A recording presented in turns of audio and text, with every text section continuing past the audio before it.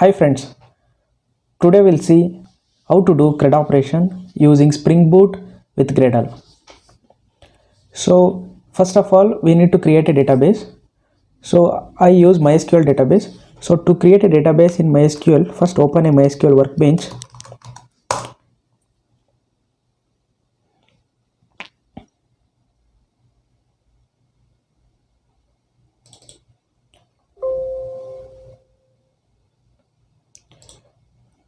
So as you can see, there is an option called above here. There is an option called to create a new schema. Click on it. So I'll give schema name as a test. So I have created the schema.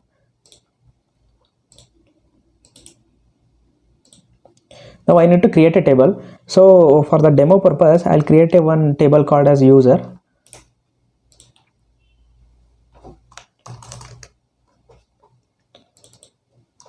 So for the columns, I create as a user ID, which is primary key and which is not null. And we need to make it as a auto increment because it's a primary key. It should has to increment automatically. And I'll give one more column as name, varchar, that's fine. Age, I'll give it as int, and salary, I'll give it as float.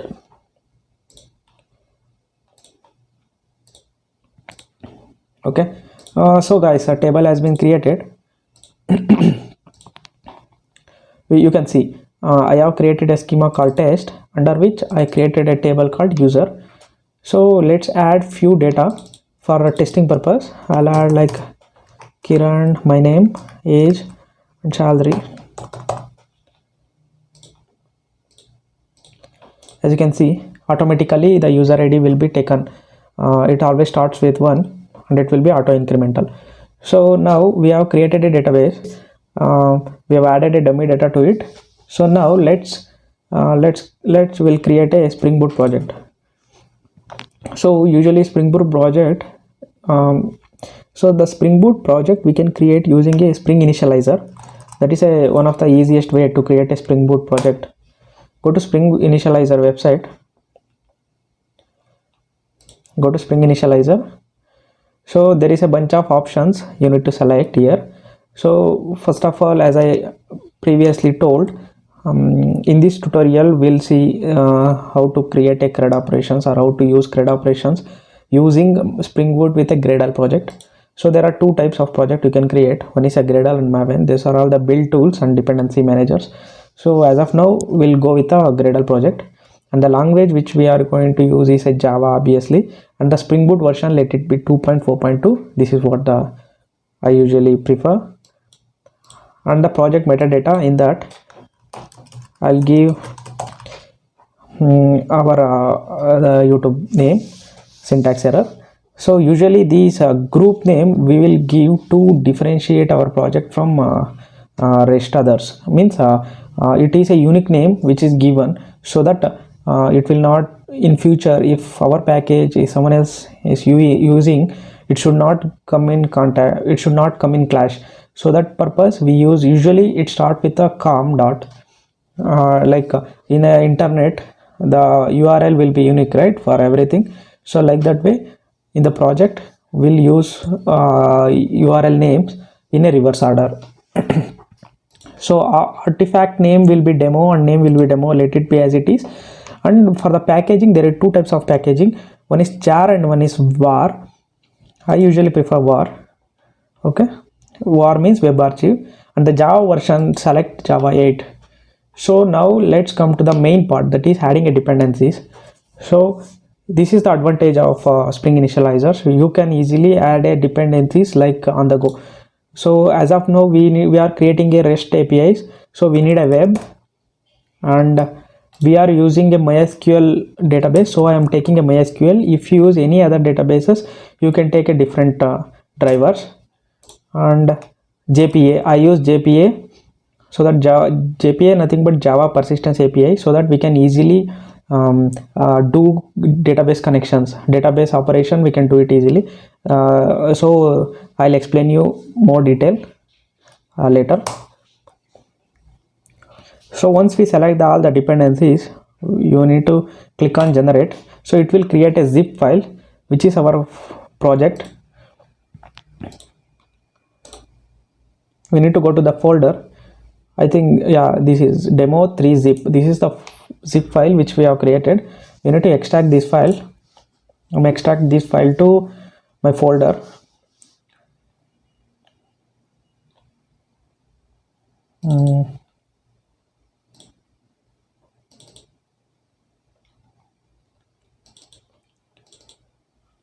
Yep, I have extracted the project to this location.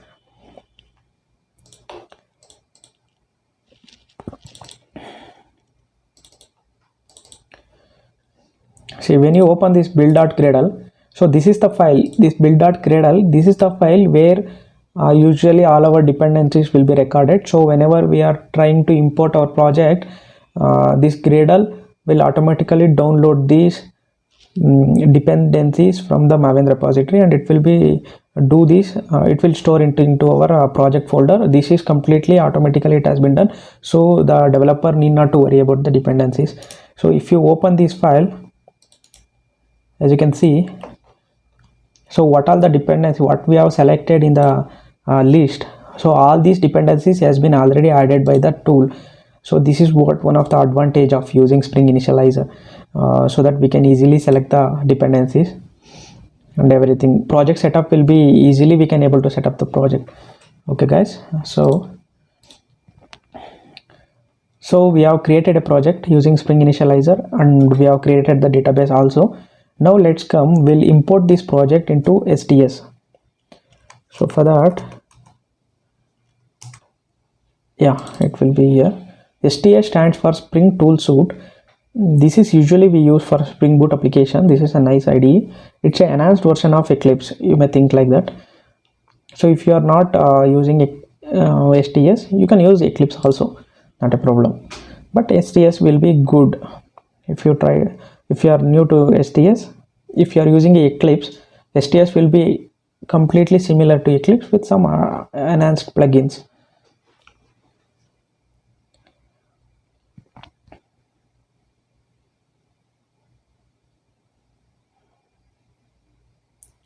So once you open so we have created a project, right? The Spring, using a Spring Initializer website, we have created the project. That project we need to import into our Eclipse, STS.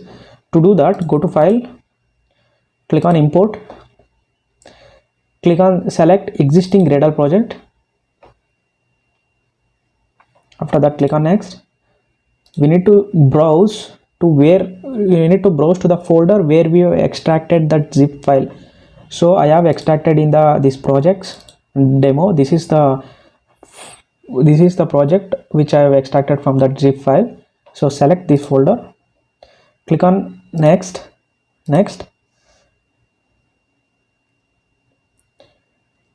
So the STS will take few minutes. So in the background, what it was doing, it's reading that build.gradle file, and it was downloading the dependencies what we needed. So as of now in the project, while creating the project, we added MySQL, Web, Spring Web, and JPA. Those packages has been downloaded successfully. When that was downloaded, click on Finish.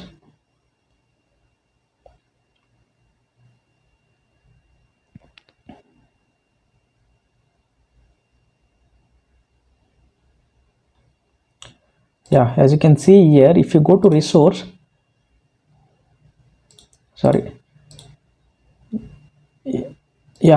project and external dependencies, as you can see here, all the Spring Data, MySQL. So what are the packages necessary to run this project has been automatically downloaded from the repository, Maven repository, by a Gradle build tool. So this is the advantage of for the developer to use Maven or Gradle, so that developer need not to worry about these dependencies and everything. It should be automatically taken care when we import the project.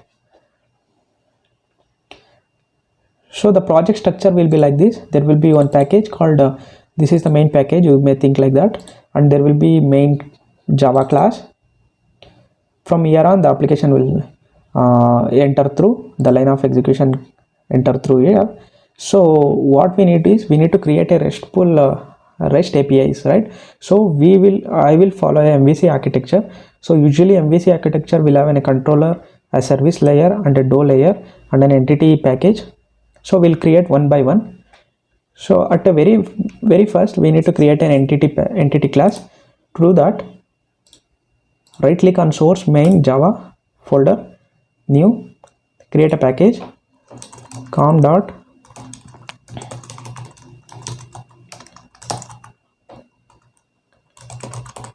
so you should be more clear here while creating a package. This package has to come under the main package, like com dot syntax error dot demo. It should has to come under here. Or if you created a package which is not under the main package, then you need to explicitly specify in the main application, in the main Java class. So the where the Spring need to scan, so you need to give using a component scan annotation, and you need to specify which all the packages Spring has to scan it. So better if you follow the order, Spring will automatically scan it. So developer no need to specify the packages locations. So we have created a entity package. So in the entity package, we need to create a class. The class, this is a entity classes. So entity class will be similar to that of our database classes. So these classes, this JPA will make use of this class for all the database operations that we will see later. So usually I'll create a users. It was the entity class with a class name as a users. I'll make this class as an entity class by giving annotation as entity, and we need to specify the table name. That table name is what we given here, the table name of this user, that is user. So in this table, which are all the fields are there, we need to specify here. So give a user ID will be there. So for this field, which column it was representing, which column this field is representing, we need to specify that. For that, we have annotation called column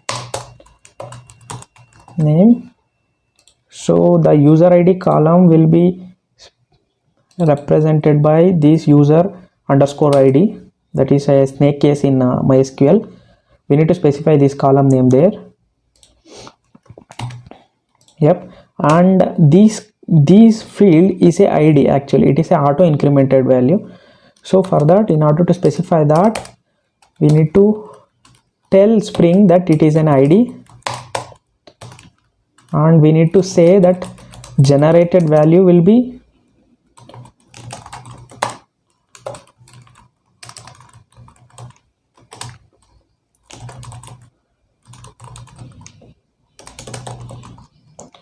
identity. So automatically it will be generated. We are specifying that thing in the entity. So the JPA or Hibernate will make use of this entity class, and it will make use of these entity classes to identify which table it want to point in the database and what are the operation it needs to be done. Okay guys, so next one is next field will be private. As you can see, what the next field we are given is name, that is a varchar. That means that is a string field name. So for that,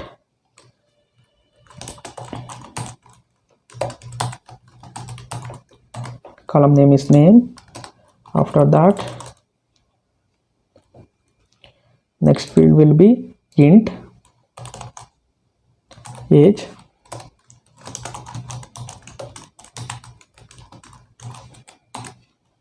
Okay. Next will be salary, that is float.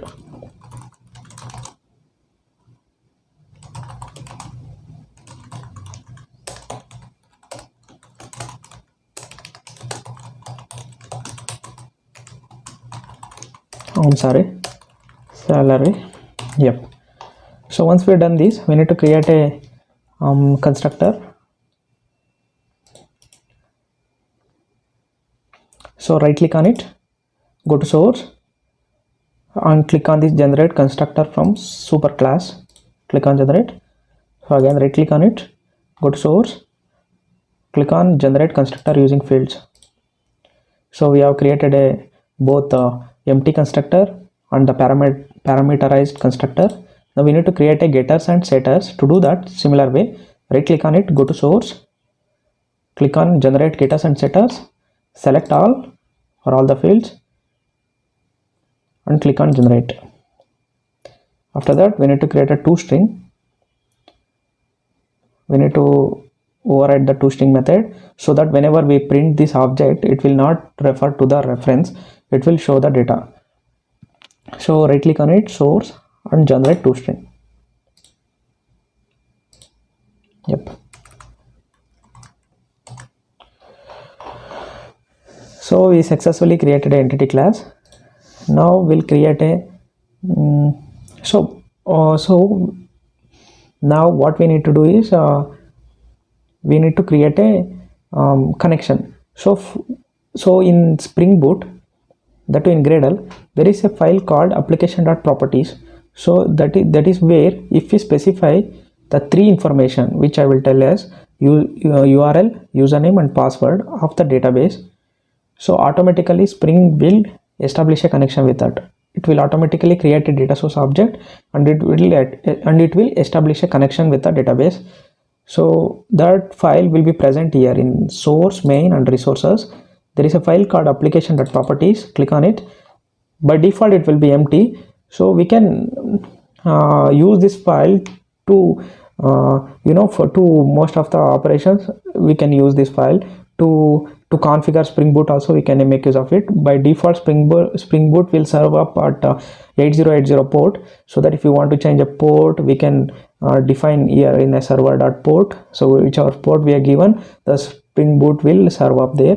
So as of now, we don't go more detail about all this configuration and everything. We'll only focus on the CRUD operations. So right now I need to create a connection between the Spring Boot application to the database. So I need to tell the Spring Boot application the necessary information like URL, username and password. To do that, you need to give this command spring dot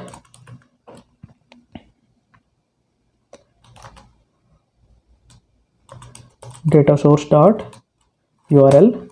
We need to specify the URL. It will be like this: jdbc colon MySQL, because I'm using a MySQL. If you use a PostgreSQL, you can give PostgreSQL, and moreover, while creating a project, you can take the driver of PostgreSQL / localhost, because how you find the information, you can click on here in the database in the like adjacent to object info. There is a option called session. If you click on it, you can see on which host and which port our application, our database is currently running. So as of now, the host will be localhost and the port will be 3306 / and the schema which we created is test. We need to provide that as well. After that, as you can see, we are not using any SSL, so we need to provide we are not using SSL. Okay, similarly for data source, username, root. So these username and password, this is usually we give while we installing the database server. So you guys please remember what is the username and password you given while installing your MySQL Workbench. You need to provide that.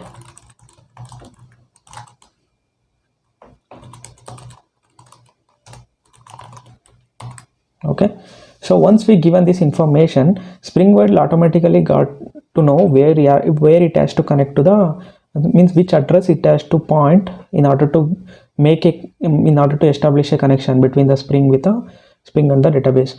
So we have given the necessary information to the Spring. After that, so we have created a entity classes. So now the left out will be controller, service and DO layer we need to create. So two way we can able to achieve a DO layer. One is we can use a native queries, so that first we need to create a class called get named parameter JDBC DO support class, so that from that onwards that will extend the JDBC DO support class that internally make use of this data source object which is created by this Spring. So from that there will be a lot of methods like execute query, so many methods, so that way we can able to execute the native queries. But in this video, in this session, we are not going to talk about the native queries, how to execute native queries or any complex queries.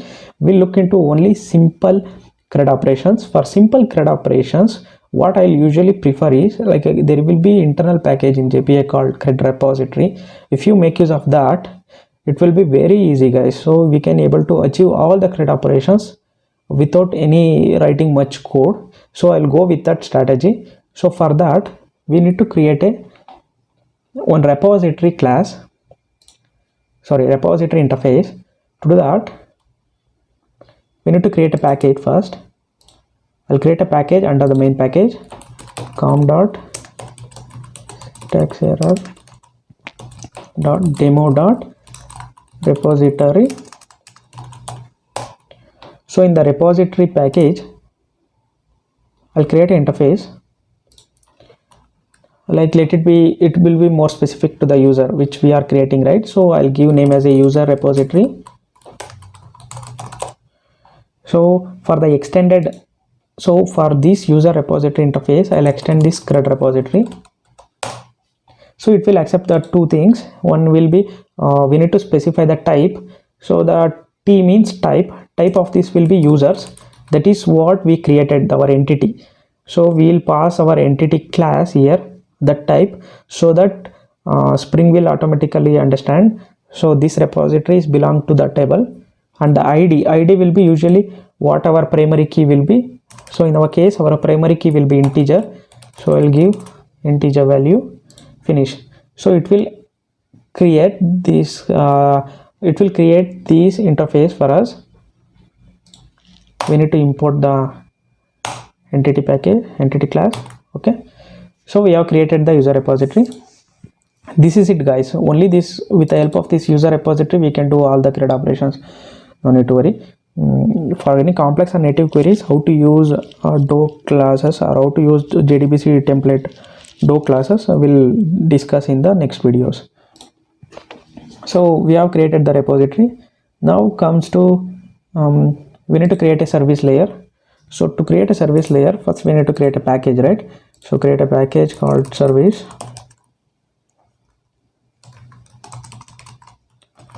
Demo.service.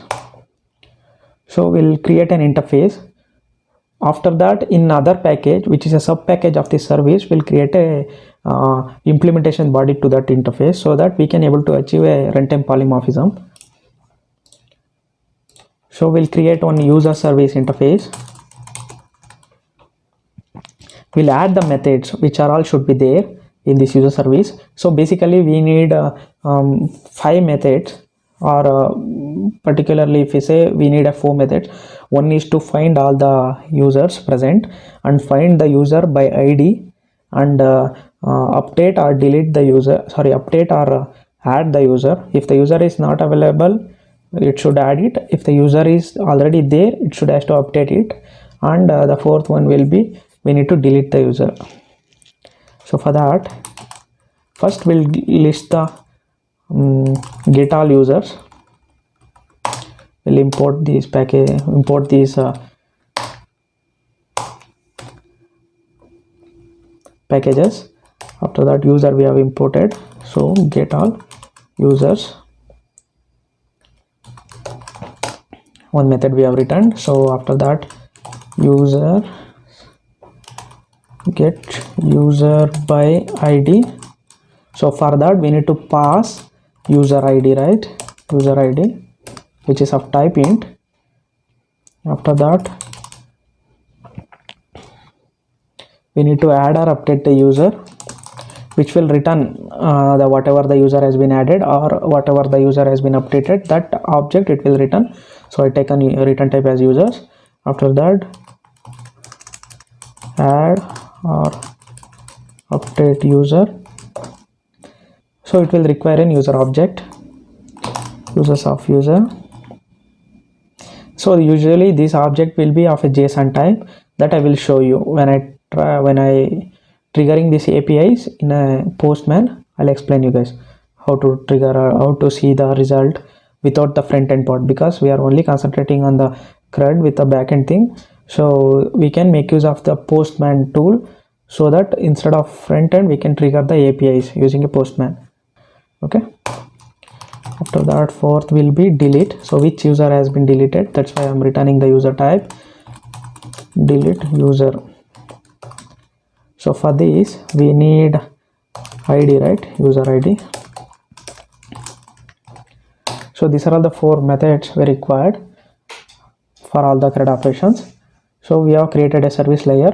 Now we'll create a service implementation layer. To do that, create a package com dot syntax error dot demo dot service dot, under service it should be there IMPL, that stands for implementation. So in implementation we'll create a class user service MPL. So for that we need to add the interface. Our interface will be user service. Finish. As you can see, all the methods has been overridden. So we need to give the body for this method. So moreover, we need to specify this class as a service class by using this annotation at service. Similarly, for the repository, we need to specify as a repository class, repository type. Okay. Yep. So service layer we have created, but the actual implementation logic we didn't add it. We'll add it later. So now we'll create a controller package. That is the main thing. So right click on it, click on new, click on package, com dot syntax error dot demo dot controller. So we'll create a user controller. So we are creating a REST services. So we'll annotate this class as a REST controller.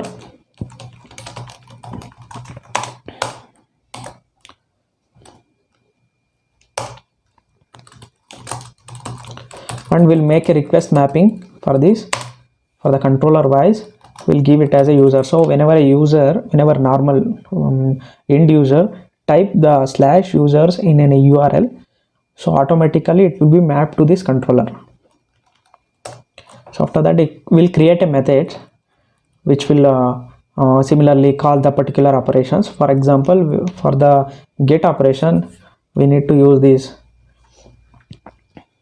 So before going here, we'll first finish off this user service implementation. So for this service class need a repository object in order to trigger the database transactions, right? So that we'll inject the dependency here.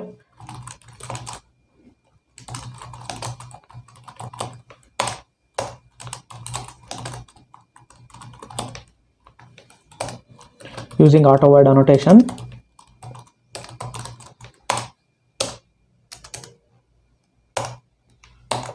So automatically while scanning, Spring will find out. So if it found any auto void annotations, so what it will do is it will create that object and it will insert into this variable. That reference of that object it will give to this variable. So using this variable we can do all the repository, all the operation which were provided by this CRUD repository, means internally the user repository which extends CRUD repository. So we'll get all the operations which are provided by this CRUD repository. So for get all users,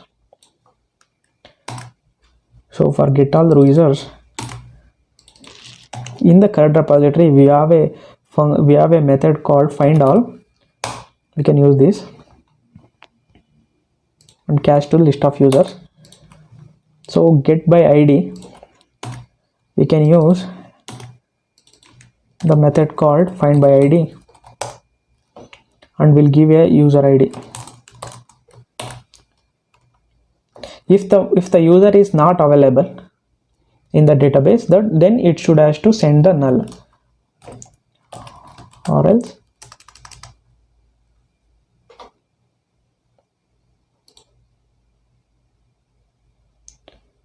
find by ID. I'm sorry. So we need to use the find by ID. So if the user is not available in the database, then it will send a null, or else null. Okay guys, so then add or update, this will be straightforward, no need to do anything. We need to simply dump this complete object to that method. What is there will be a save method in user repository, in CRUD repository. We can use that method and we'll dump this object. So automatically the CRUD repository will see in the object if there is an ID, then it will update. If the ID will not be present, ID means the user ID will not be there, then definitely it will be a new object. So it will create an object in the database, create an entry in the database. Save with the user. Okay. For a delete user, we need to check before deleting the user. So first we need to see if the user is available in the database or not.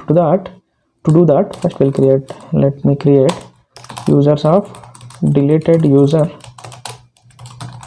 I'll create one reference variable. I'll catch here.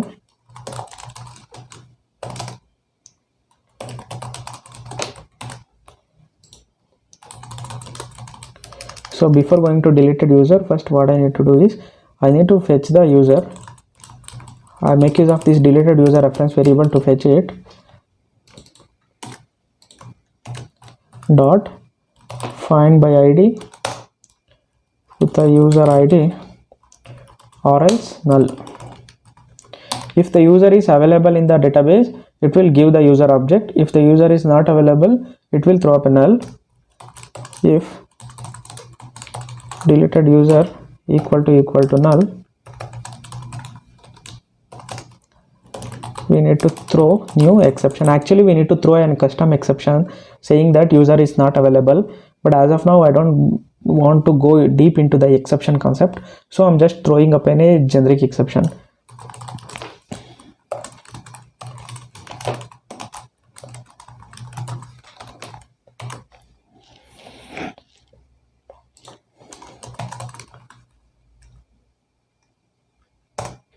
In else, we'll delete the user.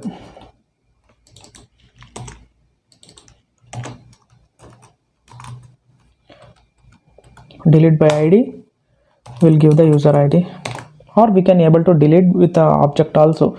Delete by, we can use simply delete with the this object. If you pass, it will delete automatically.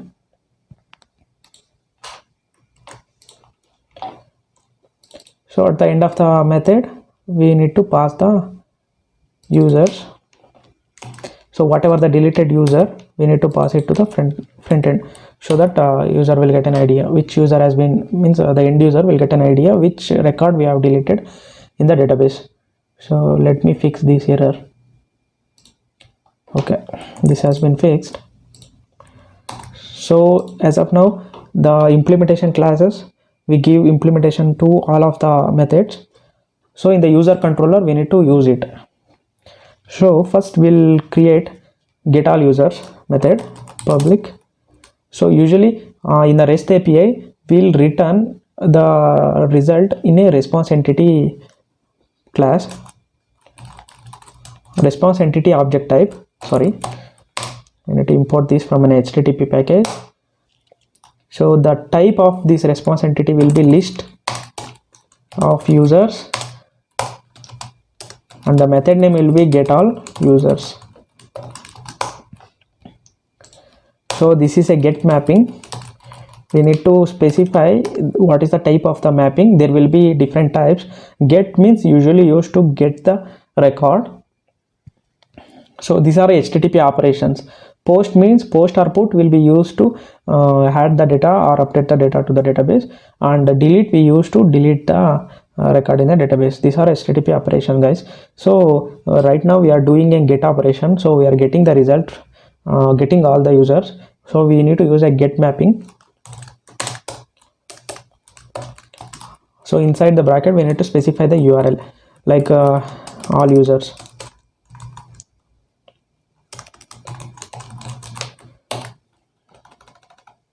So in the URL it will be like a final URL, it will be localhost of the port which we are running this application /users, that means it is pointing to this controller, then /all user, that means that is pointing to this method. So in this method, whatever result we are passing as a response entity, it will be served up to the front end. So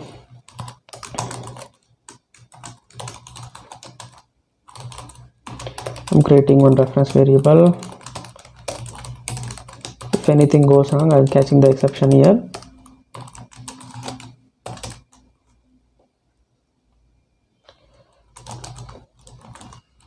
Actually, we need to handle the exception using a custom exception.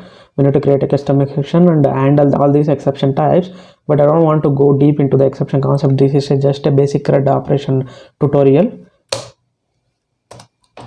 Let it be like this.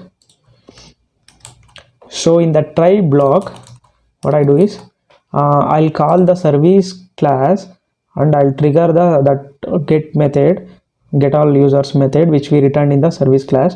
To do that, first I need to import, first I need to create the object of that.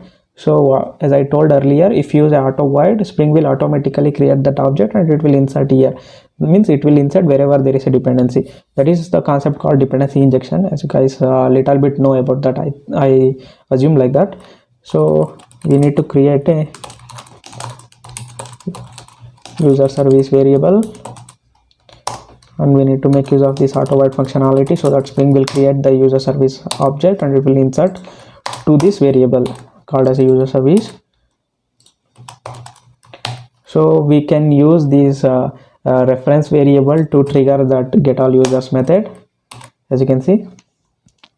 So at the end of the method, we need to return the response object type, response entity.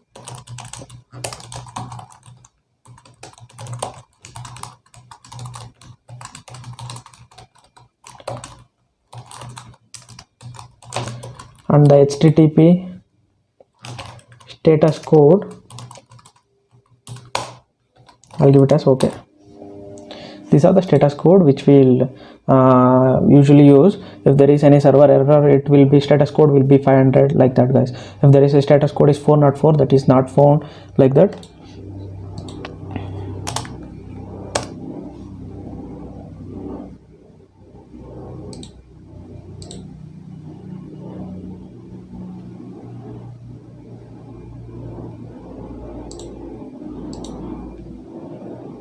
Okay, sorry, I need to create a response entity object. I need to send it to the front end.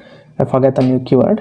Anyway, so at the end of the method, means after all the operation, we need to send this response entity object. So in this object, we need to pass the whatever result and along with the code. That's what I'm passing here. So let's run this application and we'll see, as we are getting the record which we added for the testing purpose, that is this record. We'll need to see that. To run the application, right click on it, click on run as, and click on run on Spring Boot app.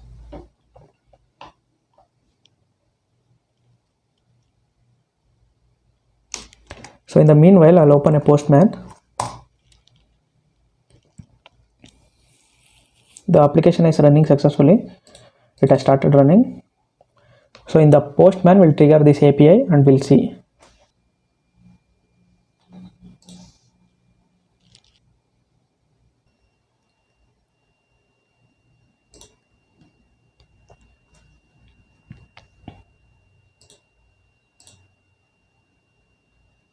Yeah, so in the operation which I told earlier, what we need is a get mapping. So get operations, our localhost 8080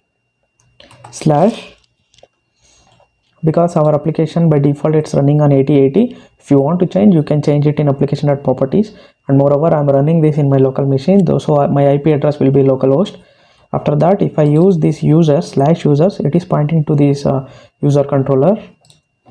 slash users slash. After that, when we use this all users, it will be pointing to this method and it will return the result. Yeah, as you can see here, user ID, name, age, salary. So we successfully created the get API. So we'll replicate this. So now we need a get by ID. For that, simply I'll copy this above method and I'll replicate it. So instead of all users, I'll use get by ID. After that slash, in the flower bracket I'll make it as ID, that is we usually called as a path variable. We need to pass of get all users. Instead of that, get users by ID. So in the variable there is an annotation called path variable. So inside the bracket we need to specify the ID and which is of type int user ID. Yep. So in the service method, instead of get all users, we need to take as a get user by ID. We need to pass this user ID. And moreover, the type of the return type will be just a user, because we are pointing to get by ID. So remove this, even here also.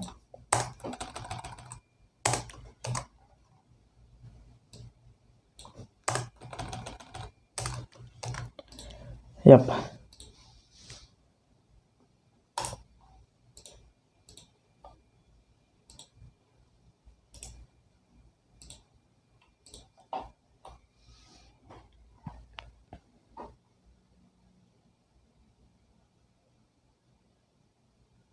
Yeah.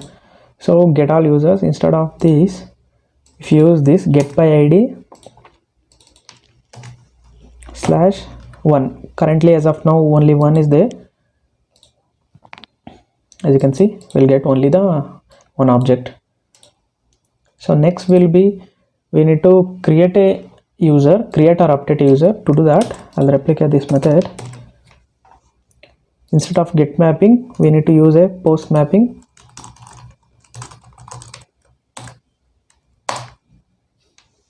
And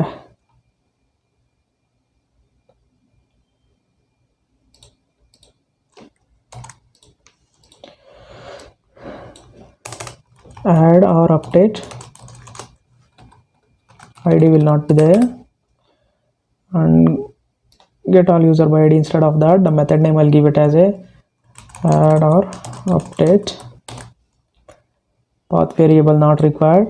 Instead of that, there will be a response body. We need to make use of a response body, but response body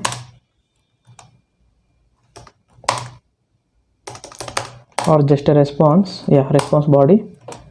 We need to make use of users of user. This is what the JSON data will send.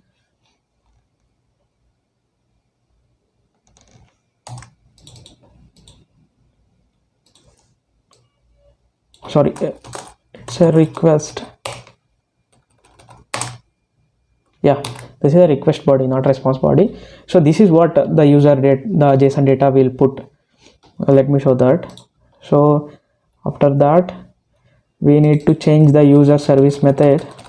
Instead of this, add or update users, and the user will be the value which we got it from the front end. This is user which we are passing to add or update user method.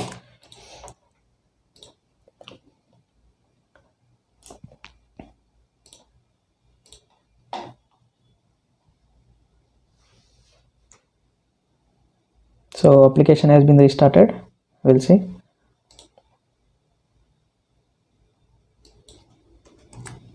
I'll open a new tab. Here it will be post request. Instead of get by ID, we need a add or update. We need add or update, and there will be no path variables for this. So in the body tag, this is the request body we need to add. So you select a raw. From the text type, you change it to JSON. Okay. So for the JSON thing, let me copy this for time being. So as you can see, user id is not required. If you pass the JSON object along with the user id, it will update that field. If you didn't pass the user id, it will create a new field. Let me delete that user id. Instead of Kiran, I'll make it as Kumar, and 26, and make it as 18. Okay, so when you click on submit, as you guys see, it has created a new record in the database. So in the database, if you go and refresh it, it has created a new record. Okay, so let me copy this whatever result. Instead of response body, let me pass the user id also. Instead of Kumar, I'll change to Ravi. So in the database, as you can see, Kumar is there. I changed to Ravi, and I'm passing the user id also. So how the CRUD repository will think is, in the JSON object, if there is any user id, then it will update the record. If there is no user id, it will add the record. As you can see, it has returned with the updated record. So in the database, if you go and refresh, let me refresh it. Yeah, so instead of Kumar, Ravi came. So guys, now we have understood how to get the get API, how to add the data to the database, and how to update the data to the database, that is post or put APIs and get APIs is completed. Now the final thing will be get by id. One get by id also we saw. Once again, if you want, you can change it to id 2. If you provide the id as 2, it will fetch the Ravi details. Now the left out part will be delete, correct, right? So for delete, what I'll do is I replicate this method. Instead of post mapping, I'll change to delete mapping. Delete. To delete, we need a path variable, means id. We need the id. So which id I need to be deleted? I need to delete that I needed.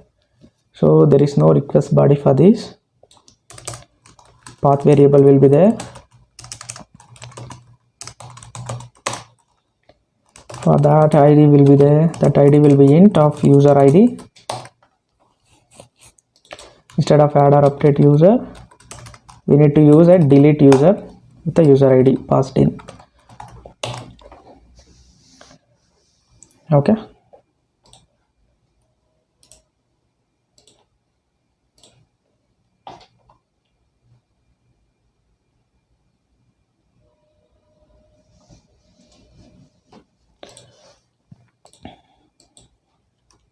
What I'll do is copy. I'll open a new thing. I'll select that delete operation. Instead of add or update, we need to use the delete. After the slash, I want to delete, for example, first record 1. So this is the record has been deleted. If you go to the database and if you refresh it, the first record has been gone. So this is how, guys, for the get API, get by id, add or update, and delete. So all the CRUD operation we have saw how to do it in Spring Boot with Gradle.